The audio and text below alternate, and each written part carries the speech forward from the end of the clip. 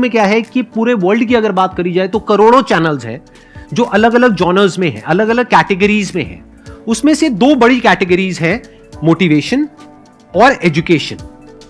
पूरे वर्ल्ड में जो वर्ल्ड का नंबर 1 मोटिवेशन चैनल है वो मेरा है, और जो वर्ल्ड का नंबर 1 एजुकेशन चैनल है किसी इंडिपेंडेंट क्रिएटर का, वो उनका है, जो कि हमारे गेस्ट हैं। उनके 17 मिलियन से ज्यादा सब्सक्राइबर्स हैं। Please give an energetic and warm welcome to the one and only Khan sir.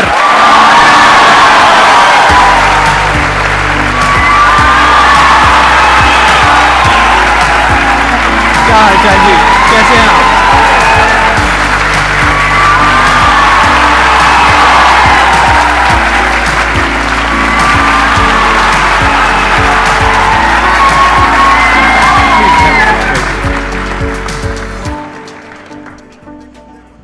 इससे पहले कि ऑडियंस आपसे कुछ पूछे या इंटरेक्ट करे, मेरे माइंड में एक क्वेश्चन है आपके लिए जी। जो बच्चे हैं वो आपके इतने दीवाने क्यों हैं, इतने पागल क्यों हैं आपके पीछे? मतलब मेरे कमेंट सेक्शन में भरा पड़ा था, खान सर कब आएंगे, खान सर कब आएंगे। मतलब ऐसा क्या जादू कर दिया आपने बच्चों के ऊपर? ये सवाल हम आपसे भी पूछते हैं, हमारे पे भी इतना कमेंट आया, इतना मेरे तो ऑफिस में लोग चले आए कि सर कब जा रहे हैं। अच्छा। क्योंकि हम लोग का तो एग्जैक्ट है, वही पढ़ाना है। हाँ। तो देखिए, हम लोग का मेन है कि बच्चों को जो जरूरत रहती है कि अगर लड़का पढ़ने आया रहा ना, उसके मन में कोई डाउट ना रह जाए। हम उसको कहते हैं कि हम तुम्हें पढ़ा रहे हैं, दम है तो भूल के दिखाओ, याद करके नहीं।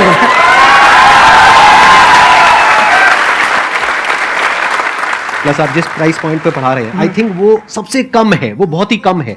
सर ये जो फीस का कल्चर है, ये हमारा इंडियन कल्चर नहीं है। हमारा इंडियन कल्चर गुरु दक्षिणा है, उस हिसाब से वो सही है। ऑक्सीजन जैसे जिंदगी के लिए जरूरी है, वैसे एजुकेशन जरूरी है। कोई ये नहीं कह सकता है कि पैसे की वजह से वो खान सर के यहां से लौट गया। क्या बात है।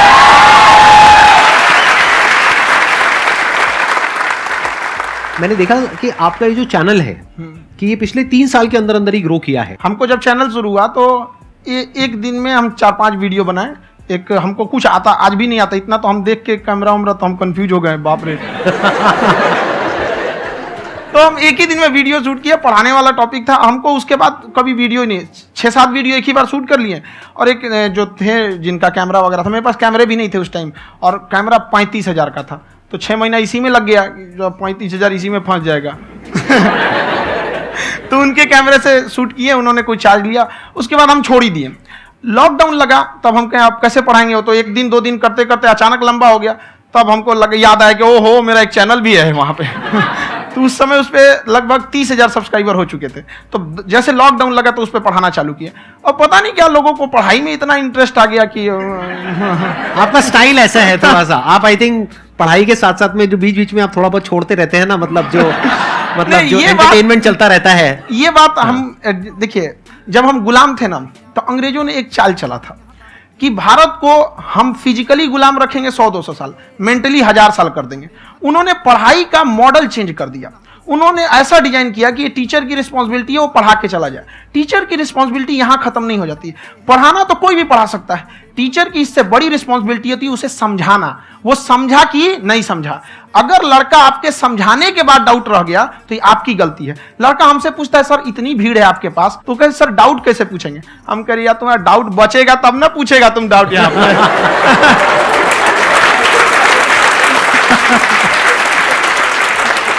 कॉन्फिडेंस नेक्स्ट लेवल है खान सर का, मानना पड़ेगा। और शायद यही वजह है इनकी जो ग्रोथ है उसका।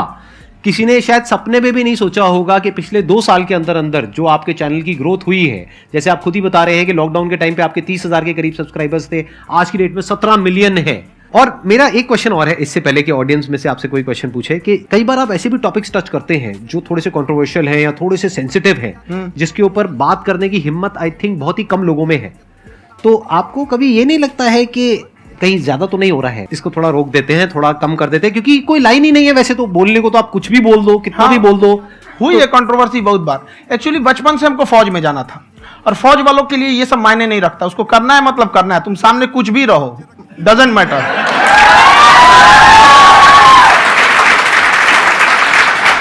और मैंने YouTube पे देखा कुछ वीडियोस में कि आपका जो इंस्टीट्यूट है वहां पर आज से कुछ साल पहले कुछ बम गिरे थे। हाँ, कुछ गिरे थे, कुछ तो बहुत सॉलिड जगह गिरा था, फटा नहीं वो। मतलब आपके आसपास? हाँ, बम को भी पता है कि टीचर की इज्जत किया जाता है। क्या बात है, क्या बात है। मैं समझ पा रहा हूं कि ये आपके अंदर जो एटीट्यूड है ये कहां से आ रहा है, क्योंकि आप बचपन से ही फौज में जाना चाहते थे, तो आप जंग के मैदान में ही खड़े हैं एक तरीके से। बस फर्क ये है कि आपके हाथ में कलम है, हथियार ना हो करके। हथियार से एक आदमी की जान जा सकती है, हाँ। कलम से बहुत ताकत होता है। शिक्षा एक ऐसा हथियार है ना, हर कुरीतियों से लड़ सकता है, हर तरह की समस्याओं से। और ये एक ऐसा हथियार है, मेटल डिटेक्टर में भी नहीं पकड़ाता है।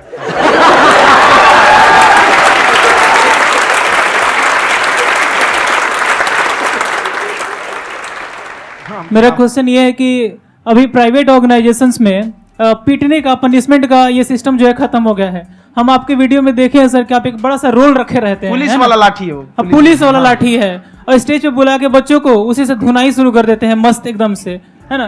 तो सर मतलब कि बच्चे मतलब कि डरते नहीं हैं आपसे, और इस तरीके से कैसे कनेक्टेड हैं आपसे, है ना। और एक और क्वेश्चन सर, यूपीएससी का जो आप अपना बैच स्टार्ट करने वाले हैं, ठीक है, उसके बारे में बताइए सर, क्योंकि मुझे मतलब कुछ इशू करना है सर, ठीक है। और संदीप सर को देख लिए, मेरा तो वैसे ही हो जाना है।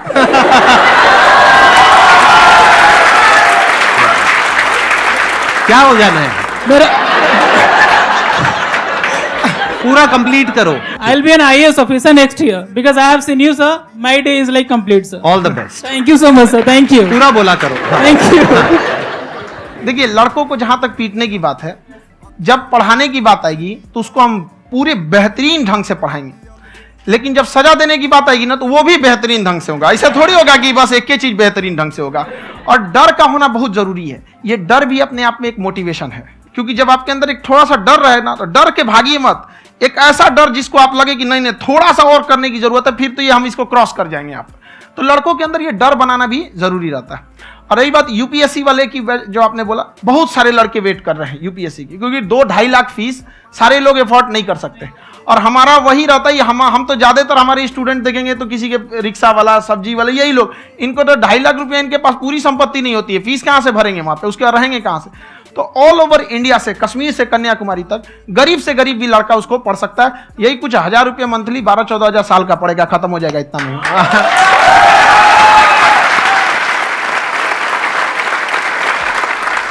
ये जो डंडे वाली बात इन्होंने कही, ये सच है? मतलब आप हाँ, सच में एक डंडा रखते हो? पुलिस का ही है वो। और मारते हो? हाँ, कि मतलब अगर कोई लड़की छेड़ता है या ऐसा कोई भी उल्टा नहीं, पुल्टा काम पढ़ाई करता लिखाई है, कुछ भी गलती करेंगे तो पिटाएंगे वो यहाँ पे, कैमरे पे, ऑन कैमरा, जैसा भी रहे, कुछ भी पिटाना तो उनको फिक्स है। एक तो कोई मतलब विधायक जी थे, उनके लड़का को पीट दिए, तो चला दल बल लेके अपना वहां पे। उसने घर पे नहीं बताया था कि सर ने पीटा है, बस बोल दिया कोचिंग में पीटा है। बाद में पता चला हम पीटे हैं, तो उसके पिताजी मेरे सामने और पीटे।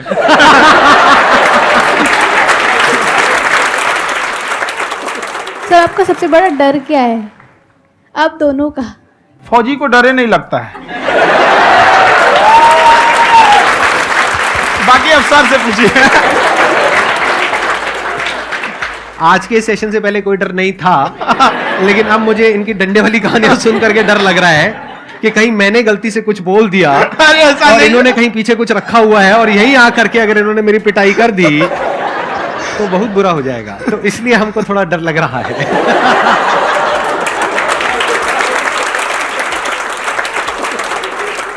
आपकी डेली कितने घंटे क्लासेस होती हैं? 6-7 घंटे। अभी भी खुद ही करते हो आप? हाँ, जो भी हमारे classes स्टाफ करते परेशान रहते हैं। हम 1:30-2 बजे सोते हैं, सुबह 6 बजे उठ जाते हैं, परेशान रहते हैं। हो? यार इतना क्यों करते हो, है ना? कभी क्योंकि तो उनको कुछ भी नहीं साथ-साथ करते। लगना पड़ता है ना। उनको साथ-साथ लगना पड़ता है। हम जग गए तो कोई सोया थोड़ी रहेगा, परेशान रहते, दिन में सोते ही नहीं है वो बेचारा, कहीं कहीं जाके सोते रहता है। तो हम सीट बांध दिए कि भाई तुम इस समय सो जाना, तुम इधर सो जाना। आपकी शादी हो गई है? नहीं हुई है अभी? मेरी खुशहाली देख के आप आइडिया लगा सकते हैं।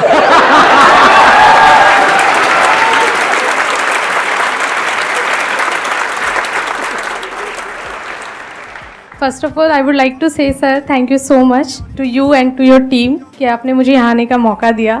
एंड सर अब तक मैंने आपको सिर्फ फ़ोन या लैपटॉप में ही देखा है दोनों को, आज फर्स्ट टाइम लाइव देख रही हूँ तो बहुत अच्छा लग रहा है। तो मेरा क्वेश्चन ये है सर आपसे, जब हम लाइफ में कोई डिसीज़न लेते हैं कि हमें ये पर्टिकुलर चीज़ करनी है, और क्योंकि हम डिसीज़न लेते हैं तो हमारी आदत है कि पहले हम 4 लोगों से पूछते हैं कि तू बता तेरी क्या राय है, तू बता तेरी क्या राय है। तो उनमें से अगर कोई हमें कह देता है कि ये बेकार डिसीज़न है मत कर, तो हमारा माइंड कहीं ना कहीं डाइवर्ट होने लगता है और उसकी वजह से हम अपना डिसीजन चेंज कर देते हैं। तो मेरा क्वेश्चन ये है कि कैसे हम अपने डिसीजन पे स्टिक रहे, कैसे हम जो दूसरे के ओपिनियन है उनको अफेक्ट ना होने दें अपने ऊपर। दूसरे से सलाह लेने से पहले एक बार खुद उस पर रिसर्च कर लेना चाहिए, ताकि आप सामने वाला क्या सलाह दे रहा है आपको समझ में आना चाहिए। यहाँ पर ऐसा नहीं है कि कई बार ऐसे होते हैं कि दूसरे वाले को एक्सपीरियंस होता है, तो अगर आपको पहले से आइडिया है, उसके बारे में आप बेहतरीन ढंग से रिसर्च किए हैं कि क्या इसमें प्लस पॉइंट है, क्या निगेटिव है, उसके बाद आप किसी से सलाह लेने जाइए। ये नहीं कि मन में आया सीधा बता गड़बड़ा जाएगा। तो वहाँ पे पहले आपको R&D करना पड़ता है, समझ में आया कि नहीं। और जिंदगी हो या गाड़ी, जीतेगा वही जो टाइम पे गियर चेंज कर रहा है। तो डिसीजन चेंज करना बहुत ज्यादा गलत नहीं है।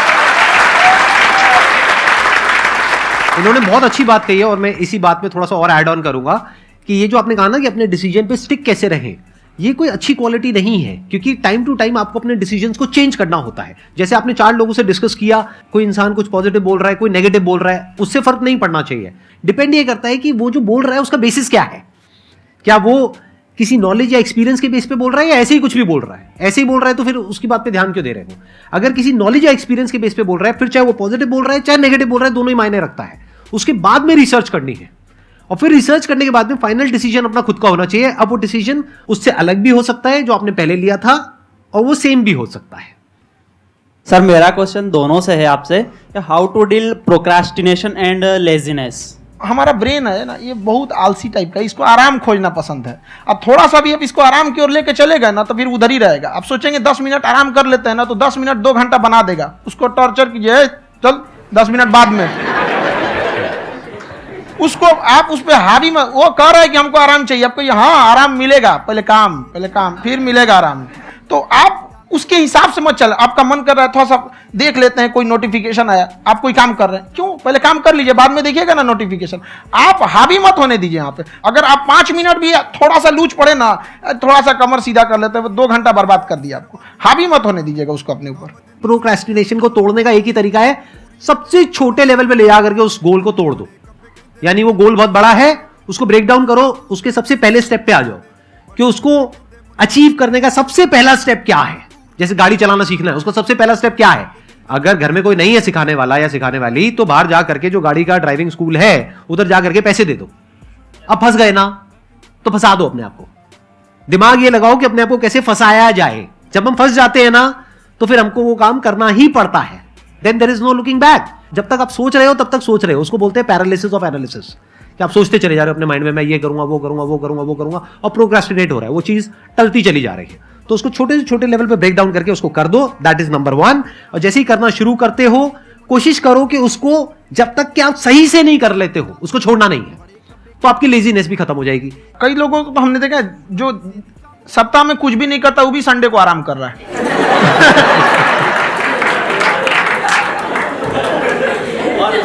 वैसे कहा भी जाता है कि अगर कोई काम आपको करवाना है ना तो ऐसे किसी इंसान को दो जो बिजी है। हाँ। ऐसे आदमी को मत दो जो खाली है। ये परफेक्ट एग्जाम। किसी को भी आप देखिएगा जिसको आप कहते हैं कि मतलब थोड़ा ठीक ठाक आप समझते हैं कि नहीं ये बहुत आगे निकल, वो एक काम को खत्म करने के बाद कभी आराम नहीं करेगा। एक काम खत्म हुआ उसको लगेगा हाँ एक खत्म हो गया, अब दूसरा करना चाहिए। और वही जिसको देखिएगा एक खत्म हो गया और आराम करना चाहिए, कभी नहीं, लाइफ में आखिरी सांस तक। सर यहाँ पे सब हिंदी में पूछते हैं, इंग्लिश में पूछते हैं, मैं भोजपुरी में पूछूं? जौन भाषा ठीक लगे तोने में पूछ दो। हाँ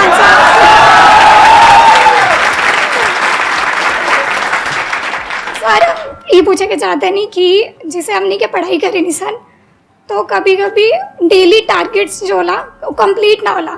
अगर टारगेट्स कंप्लीट भी होला तो फिर ऐसा इरिटेशन या फिर वो एंजाइटी या फिर कि और करना है या फिर अभी नहीं हुआ, वो चीज़ हमेशा रहेला। तो वो कम कैसे करल जाए? देखिए टारगेट्स को ना हम लोग को एक अपने हिसाब से पहले फिट करना चाहिए। ऐसा नहीं कि दूसरे किसी इंसान को देख के हम टारगेट फिट कर ले। कोई लड़का 8 घंटा पढ़ रहा है, कोई पहली बार अभी पढ़ना ही चालू किया, उसको देख के 8 घंटा पढ़ेगा तो पढ़ाई छोड़ देगा। तो आप अपनी क्षमता के हिसाब से देखिए कि आप कितना पढ़ सकते हैं। अगर आपने एक घंटे को बना लिया कि हम 1 घंटा पढ़ सकते हैं, अगले 1 हफ्ते तक उसको सस्टेन रखिए। जिम में कैसे करते हैं लोग, पहले दिन उठा लीजिएगा 1 क्विंटल तो हार्ट अटैक हो जाएगा।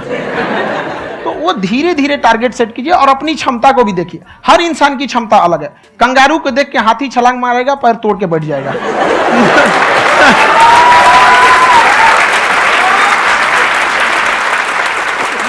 अब संदीप सर का मोटिवेशन देख के इसका मतलब क्या कि ट्रेन के आगे खड़ा हो जाएंगे, ढकेल देंगे तुमको। हालांकि ऐसा कर देते हैं, लेकिन ऐसा करिएगा लोग नहीं, क्षमता पता होना चाहिए।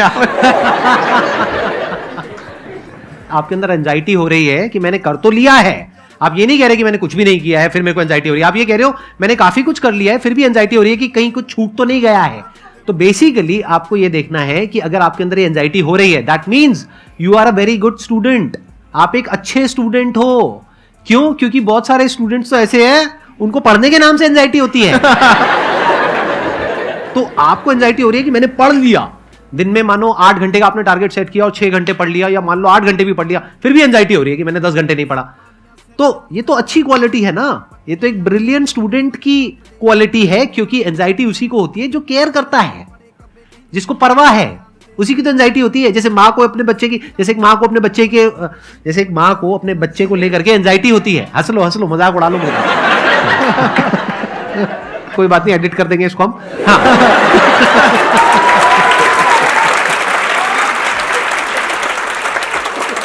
जैसे एक माँ है, उसको अपने बच्चे को लेकर के एंजाइटी होती है, थोड़ी सी भी तबीयत खराब हो जाए उसको एंजाइटी होती है, चाहे बच्चा ठीक भी है, डॉक्टर को नहीं होती है। क्यों? क्योंकि माँ को उस बच्चे से प्यार है। तो दैट मीन्स कि आप अपनी पढ़ाई को लेकर के सीरियस हो, इस वजह से आपके अंदर एंजाइटी हो रही है, विच इज नॉर्मल। जहां पर प्यार मोहब्बत होती है वहां पर थोड़ी बहुत एंजाइटी तो होती ही है ना। समझ रहे हो ना मैं क्या कहना चाह रहा हूं? आप लोग समझ रहे हो ना मैं कहां जा रहा हूं? जब वो किसी और से बात करती है तो एंजाइटी होती है ना।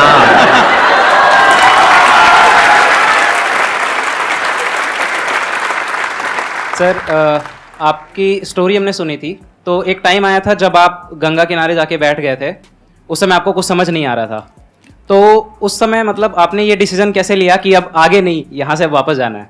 रास्ता ही नहीं था। घर जाने के लिए एटलीस्ट 90 रुपए चाहिए थे, जेब में 40 रुपए थे, कैसे घर जाते हैं?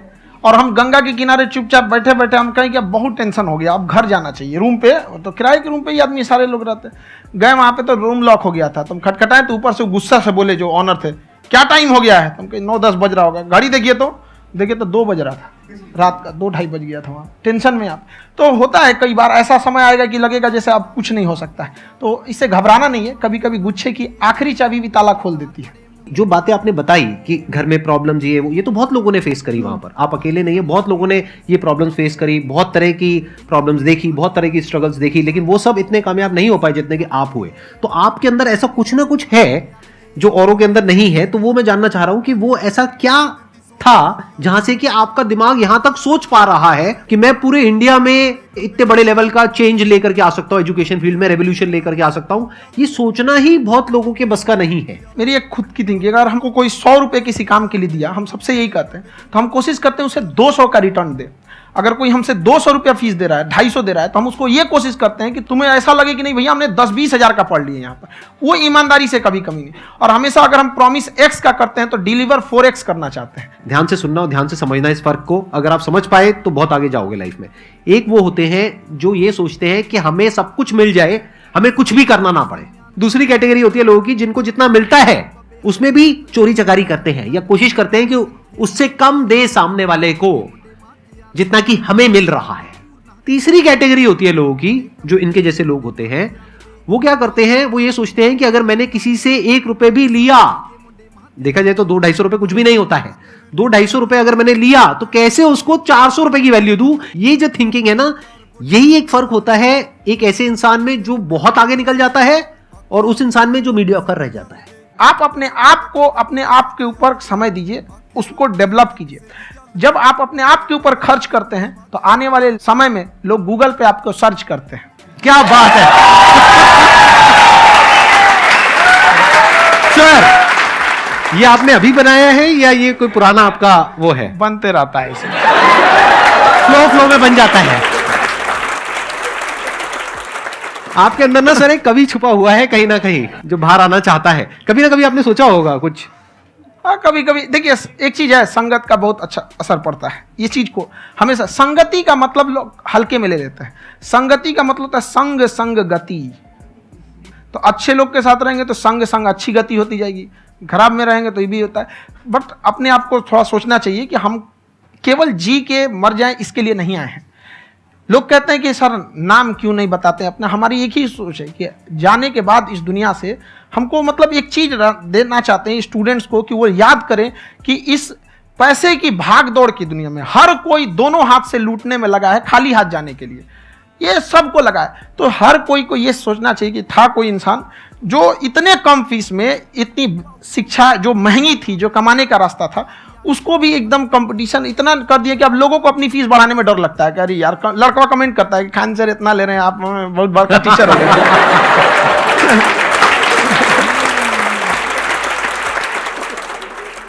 खान सर की एक क्लिप है, ये समय और समझदारी में बहुत फर्क होता है। अगर समय रहते समझदारी आ गई तो इंसान कामयाब हो गया, लेकिन अगर समय चला गया फिर समझदारी आई फिर तो बेकार है। तो सर मतलब कुछ आपको ऐसी चीज़ लाना चाहिए जो मतलब बच्चों जो तैयार हो रहे हैं उनको ये चीज़ें मतलब एंड टाइम पे दिखे। समझ रहे आप मेरी बात? नहीं समझ?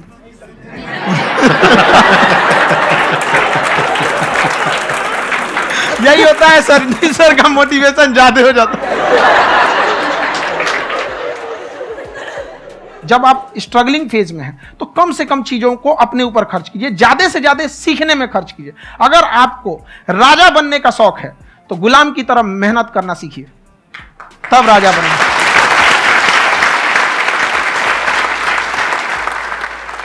ये दुख, ये दर्द, ये सब तेरे अंदर है। तू अपने बनाए इस पिंजड़े से बाहर निकल के देख, तू अपने आप में एक सिकंदर है।